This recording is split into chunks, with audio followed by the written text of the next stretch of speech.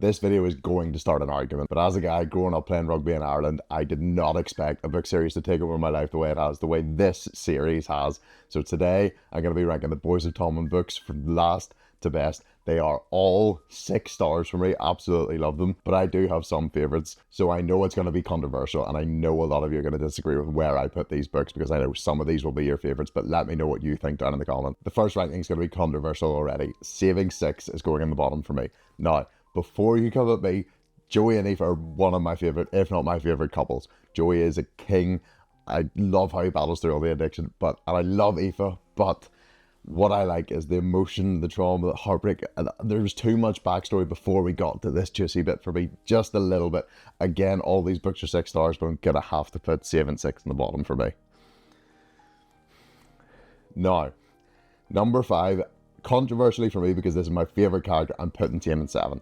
Taming 7 for me is unfortunately going into number 5. I love Taming 7, but there was not enough of the story. I don't think we got enough of Claire, especially her playing hockey. That's her thing. She should have been in this book so much more, and all of the sport that she's playing. I just don't think it was a long enough book, and I think we need another book if we're going to do the Taming 7. And we need more Gibbsy, because I love Gibbsy.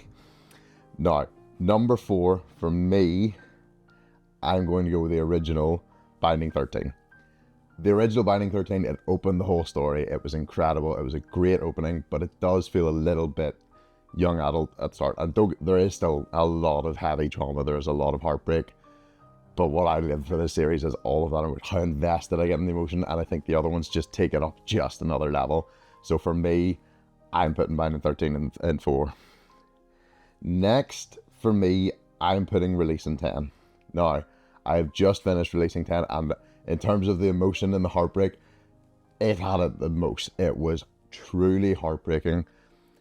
Absolutely. We'd had the whole story with Gibbs, we had the whole story with Lizzie, Hugh getting his experience. I love that.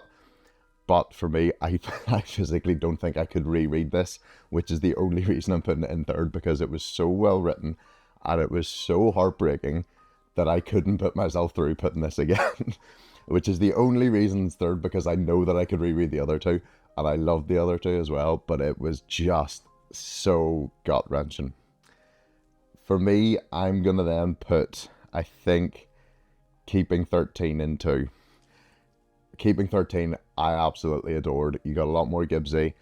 You got a lot of the whole Johnny helping out the family. You got the Lynches moving in with the Kavanaghs. I loved that. Obviously, the fire. Oh, that was heartbreaking. That was my first real, oh my god, I couldn't believe it when it happened. So I think Keeping 13 is definitely 2 for me. I love Johnny. Johnny, man, icon, true gentleman. I love that man. And he is, I've said all the time, he should be a role model for a lot of young guys. How driven he was with the rugby. All of that. How he treated Shannon especially. I think especially once he meets Shannon is where that role model should come in. Because the way he looks after Shannon, he looks after everyone that he loves. And is still so driven in a sport and so driven to his goals for everything.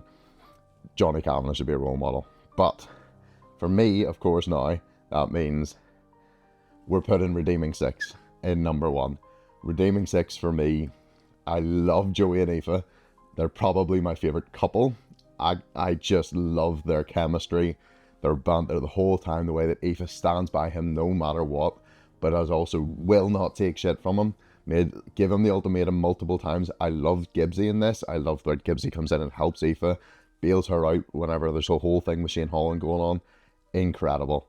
The whole way that the story, everything ties up. Everything ties together in this story.